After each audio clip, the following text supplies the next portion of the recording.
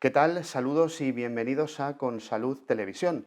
Hoy vamos a entrevistar por el Día Mundial del Corazón al cardiólogo Javier Limeres, que trabaja en el Hospital Valdebrón. Con él vamos a hablar de la enfermedad genética cardíaca más común, que es la miocardiopatía hipertrófica. Javier, gracias por estar con nosotros. Bueno, la miocardiopatía hipertrófica es un tipo de miocardiopatía que entra dentro de lo que llamamos las cardiopatías familiares. Dentro de las miocardiopatías es la más frecuente, y fijaros qué tan frecuente es que puede llegar hasta uno de cada 500 individuos o uno incluso de cada 250, o sea, es muy frecuente. Hay distintos tipos y dentro de estos tipos está el que tú has comentado, que es la parte obstructiva, que puede llegar incluso a 2/3 de estos pacientes. O sea que es un problema realmente de una magnitud importante y que además puede provocar síntomas limitantes a los pacientes que padecen esta enfermedad. Un rango sintomático extremo. Puede pasar desde no tener ningún tipo de síntomas y el paciente tener la enfermedad y no darse cuenta ni siquiera que tiene la enfermedad, hasta estar realmente limitado, incluso tener una situación de cansancio, etcétera, que le impide la mínima actividad diaria, ¿no? Y en este espectro de síntomas, pues los pacientes se mueven entre una limitación pues, para la actividad como correr, ahogarse, faltarle aire, o incluso a veces tener palpitaciones, dolor de pecho, o incluso a veces tener pérdidas de conciencia, ¿no? Digamos que existe un amplio rango. Cada paciente dependerá de la gravedad que tenga la miocardiopatía para unos síntomas u otros. Es decir, existen múltiples posibilidades sintomatológicas en esta enfermedad. En general depende de muchas cosas, muchos factores, ¿no? Pero hoy en día, con un paciente que tiene una miocardiopatía hipertrófica, que está bien seguido, que está diagnosticado, que está tratado y que se le van monitorizando las complicaciones, su pronóstico es prácticamente igual que el de un paciente o de un individuo sin esta patología. Es decir, hoy en día vamos mejorando el pronóstico de estos pacientes.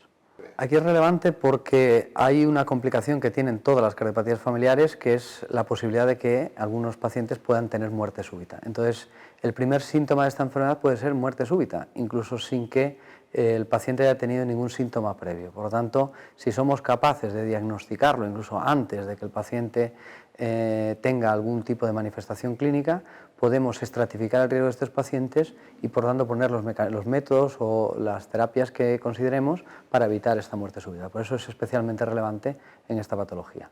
Fundamentalmente yo creo que hay que, en primer lugar, evidentemente, es tratar los síntomas, como en todas las patologías, es decir, el paciente que tiene una sintomatología, mejorarle, promover ese estado de salud. Por otro lado, evitar la muerte súbita, por lo tanto, estratificar el riesgo. Y un tercer punto muy importante es que cuando se diagnostica a un paciente con estas patologías, no estamos ante un paciente, sino que es una familia. Por lo tanto, también el cribado y el diagnóstico del resto de los familiares es fundamental. Por eso yo creo que estos tres puntos serían claves, es decir, la sintomatología del paciente, la estratificación de esta muerte súbita y el estudio de la familia. Yo creo que es lo más importante. Entiendo que comentas la miocardiopatía hipertrófica obstructiva, sí. Es decir, porque evidentemente si no hay obstrucción, etcétera, pueden tener otros tipos de complicaciones, como pueden ser arritmias, que pueden necesitar antiarrítmicos, ¿no?